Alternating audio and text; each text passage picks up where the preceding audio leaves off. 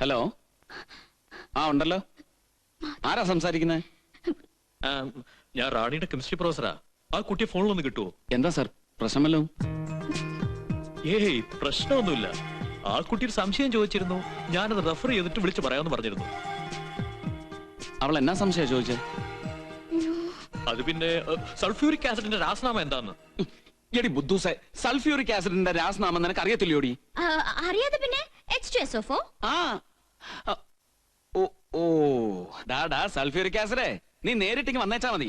ഒരു jar sulphuric acid മോന്തൊക്കെ ഒഴിച്ചു തരും. അപ്പൊ അറിയടാ നിനക്ക് അതിന്റെ രാസനാമം എന്നാന്ന്.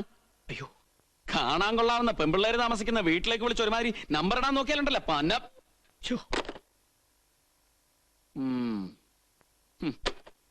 എന്നതാ കുട്ടൻസേ? ഏതോ ഒരുത്തൻ ശബ്ദം മാറ്റി നിന്റെ പ്രൊഫസർ ആണെന്ന് പറഞ്ഞ് സൾഫ്യൂരിക് ആസിഡിന്റെ രാസനാമം പറഞ്ഞു തരണം പോലും നിനക്ക്. ഓ, അത് കോളേജിൽ ഏതെങ്കിലും തലതെറിച്ച പയ്യന്മാരായിരിക്കുന്നേ. ആണോ? എങ്കിൽ മോളിനി കുറച്ചു നേരത്തേക്ക് ഫോൺ എടുക്കണ്ട. ഇന്ന് ഞാൻ അവനെ നോക്കും. പന്ന പുന്നാര മോനെ, നിന്റെ തന്തയുടെ മറ്റേ എന്തൊക്കെ വൃത്തിയായി പറയുന്നേ? അയ്യോ, നീയായിരുന്നോ? സോറിടാ, ആള് മാറിപ്പോയതാ. ആരോടായാലും ഈ ഭാഷയിലാണ് സംസാരിക്കുന്നേ. ഇത്തരം വികട സരസ്വതി വിളമ്പുന്നവരെ കാണുന്നതിന് ദേഷ്യം എനിക്ക്. പിണങ്ങാതടി മോളെ. എന്നതാ എന്നതാ? വേണമെങ്കിൽ നേരിട്ട് വന്നൊരു സോറി തരാം. പോരായോ? വേണ്ട വേണ്ട, ഇനി എന്നെ കാണാൻ സംസാരിക്കൊന്നും വേണ്ട. ഓ, ഒരു കെമിസ്ട്രി പ്രൊഫസറും അവന്റെ ഒടുക്കത്തെ രാസനാമവും. ഓ, പിള്ളേരെ, കറണ്ട് പോകാൻ സമയമായി. തിരികെ എത്തിച്ചോളൂ. ചേച്ചി, ആ തിരിങ്ങെടുത്തേ. ദാ വരുന്നു. വേഗം, സമയായി. ഓ, കൃത്യം.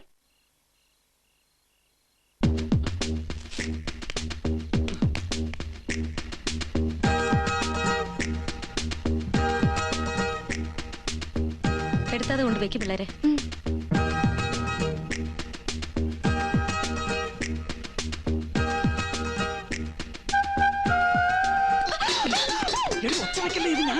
നോക്ക്.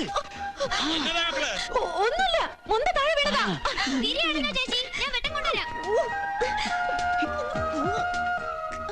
എന്നതാ ചേച്ചി? നാശം, ഒരു പൂച്ച എടുത്ത് ചാടിയതാ. ഒരു കള്ളപ്പൂച്ച ഇറങ്ങി നടപ്പുണ്ട്. കയ്യെ കിട്ടി അതിനെ തല്ലി കാലൊടിക്കണം. അത് ശരിയാ, അങ്ങനെ എന്നെ ചെയ്യണം. നിനക്ക് പഠിക്കാനൊന്നുമില്ലേ? കറണ്ട് വരട്ടെ ചേച്ചി. കറണ്ടൊക്കെ വന്നോളൂ, പോയി പഠിക്കാൻ നോക്ക്. ചെല്ലേ.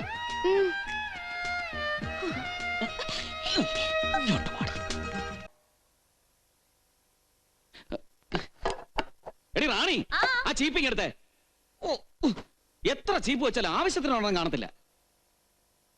എന്നതാ കുട്ടൻസേ, സ്വന്തമായിട്ട് ഒരു ചീപ്പ് പോലും ഇല്ലെന്ന് പറഞ്ഞാ വളരെ ചീപ്പായ കാര്യമാ. എന്റെ ചീപ്പ് എടുത്ത് വെച്ചാൽ ന്യായം പറയുന്നു. ഓ, ആ സ്വഭാവം പോലെ തന്നെ മുറി അലങ്കോലേക്ക് കിടക്കുന്നുണ്ടല്ലോ. ആ ടീച്ചറിലേമ്മ വന്ന് കേറിയാലേ ഇവിടെ നന്നാവത്തുള്ളൂ. നിന്റെ കെട്ട് കഴിഞ്ഞ് ഇവിടുന്ന് ഇറക്കി വിടാതെ ആ ടീച്ചർ ഇങ്ങോട്ട് കൊണ്ടുവരുന്ന പ്രശ്നമേ ഇല്ല. ഓ, ഡിഗ്രി കഴിയാതെ എനിക്ക് കല്യാണമൊന്നും വേണ്ട. ഇങ്ങനെ പോയാ ഡിഗ്രി കഴിയുമെന്ന് തോന്നുന്നില്ല. എങ്ങനെ പോയാല്? അല്ല, ട്യൂഷൻ ഉണ്ടല്ലോ, കുഴപ്പമില്ല. എന്നതായി കുട്ടൻസ് പറയുന്നേ? ഇന്നലെ പാലക്കല പ്രൊഫസർ കുര്യാക്കോസിനെ ഞാൻ കണ്ടായിരുന്നു. നീ പഠിക്കാൻ വളരെ മോശമാണെന്നാണല്ലോ പറയുന്നേ. പറ്റുമെങ്കിൽ വീട്ടിലിരുത്തി വൈകുന്നേരം വേറെ ട്യൂഷൻ തരാൻ പറഞ്ഞിരിക്കുക. ഞാൻ ആ റബേക്ക ടീച്ചറിന്റെ കയ്യും കാലും പിടിച്ച് പറഞ്ഞുകൊണ്ട് ടീച്ചർ ദിവസവും വൈകിട്ട് ഇവിടെ വന്ന് നിനക്ക് ട്യൂഷൻ എടുക്കാൻ സമ്മതിച്ചിരിക്കുക. ആ ടീച്ചർ പോരും. ഓ, പതിവില്ലാത്ത കുളിയും പൗഡറിടലൊക്കെ കണ്ടപ്പോഴേ എനിക്ക് തോന്നി എന്തോ പന്തിയേടുണ്ടെന്ന്. അത് ശരി, അപ്പൊ എന്റെ ട്യൂഷന്റെ കെയർ ഓഫില് ശൃംഗാരം വീട്ടിലോട്ട് ഷിഫ്റ്റ് ചെയ്യാനാ പരിപാടി. വേണ്ടാതിനും പറഞ്ഞുണ്ടല്ലോ, ഒന്ന് നേരെ ചൊവ്വേ പഠിച്ചോട്ടെന്ന് വിചാരിച്ചപ്പോ. വേണ്ട വേണ്ട, അധികം ട്യൂഷൻ ഒന്നും എനിക്ക് വേണ്ട. ടീച്ചറുടെ ട്യൂഷൻ വേണ്ടെന്ന് അപ്പാപ്പനെ കൊണ്ട് ഞാൻ പറയിപ്പിക്കാം. നീ അങ്ങനെ പറയിക്കോടി. എങ്കിലേ നിന്റെ രാവിലത്തെ ട്യൂഷൻ ഉണ്ടല്ലോ, അത് വേണ്ടെന്ന് ഞാനും പറയിപ്പിക്കും. അയ്യോ കുട്ടൻസ് പ്ലീസ്. അതെ, ടീച്ചർ വന്നു. വേഗം ചെന്ന് കാപ്പി കൊടുത്ത് സൽക്കരിച്ച് കാല് തൊട്ട് വന്നിച്ച് നല്ല വൃത്തിയായിട്ട് പഠിക്കാൻ.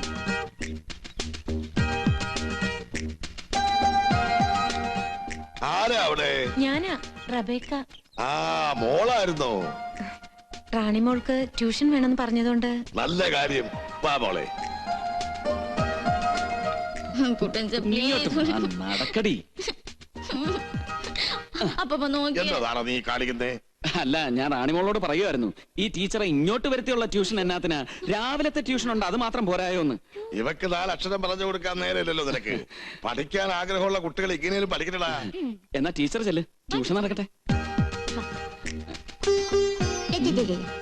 കുട്ടപ്പായി വിളിച്ചായിരുന്നോ? ഇങ്ങ് വന്നേ. എന്നാപ്പാ? എന്നതാടാ നീയും ട്യൂഷൻ പഠിക്കാതിരിക്കുന്നു? ഇല്ല.